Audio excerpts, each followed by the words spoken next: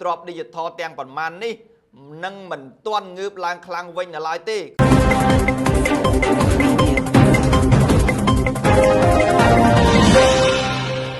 សូមជម្រាបសួរប្រិយមិត្តជាទីមេត្រីថ្ងៃនេះខ្ញុំធីរុំនឹងធ្វើសេចក្តីលម្អិតជូនបងប្អូននៅមូលហេតុចម្បងនៅពីក្រោយនៃការធ្លាក់ចុះតម្លៃកាក់ Bitcoin យ៉ាងគំហុកដ៏គួរឲ្យភ្ញាក់ផ្អើលនេះបាទតម្លៃកាក់ Bitcoin បានធ្លាក់ចុះយ៉ាងខ្លាំងកាលពីថ្ងៃសុក្រសប្តាហ៍មុនរហូតដល់តម្លៃ$80,000គត់ក្នុងមួយកាក់ដែលជាការធ្លាក់ថ្លៃខ្លាំងបំផុតមិនធ្លាប់មានក្នុងឆ្នាំនេះតែបច្ចុប្បន្នបានងើបមកវិញបន្តិចហើយបាទដែលកំពុងជួញដូរជុំវិញតម្លៃជាង$80,000ក្នុងមួយកាក់ការធ្លាក់ចុះនេះមិនមែនធ្លាក់តែទ្រព្យ Digital Bitcoin តែឯងនោះទេនៅមានកាក់ផ្សេងទៀតក្រៅពី Bitcoin ដែលគេហៅថា Altcoin នោះក៏ធ្លាក់ចុះយ៉ាងសម្បើមដូចគ្នាដែរហើយនៅក្នុងនោះកាក់ Ethereum ដែលគេទទួលស្គាល់ថាជាទ្រព្យ Digital ធំបំផុតលេខ2ក៏ធ្លាក់ចុះប្រមាណ 38% តាំងពីដើមខែតុលាមកចំណែកឯកាក់ Bitcoin វិញបានរអិលចុះមកក្រោមប្រមាណជាង 30% ផងដែរបងប្អូនដឹងទេថាទីផ្សារ Crypto ទាំងមូលចាប់តាំងពីថ្ងៃទី6ខែតុលាមកគឺបានបាត់បង់ទំហំមូលធនចំនួន $4.28 trillion សល់ត្រឹមតែ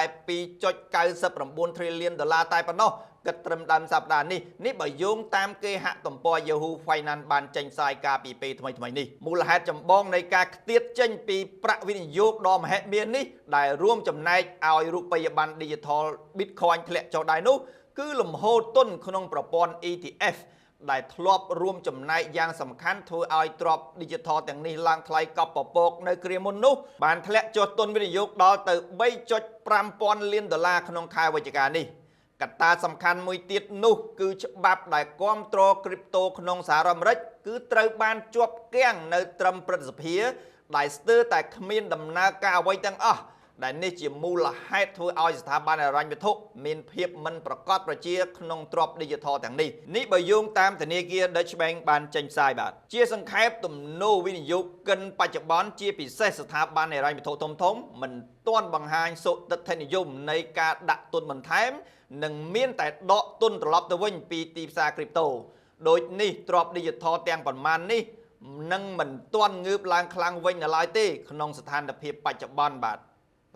សូមអរគុណបើកអ្នកនេះទិញលក់ហាងឆេងមាសឥឡូវនេះលោកអ្នកនឹងទទួលបានការបណ្ដុះបណ្ដាលនិងការប្រឹក្សាពីអ្នកជំនាញព្រមទាំងក្លាយជាសមាជិកនៅក្នុង Channel VIP ដែលគិតថ្លៃ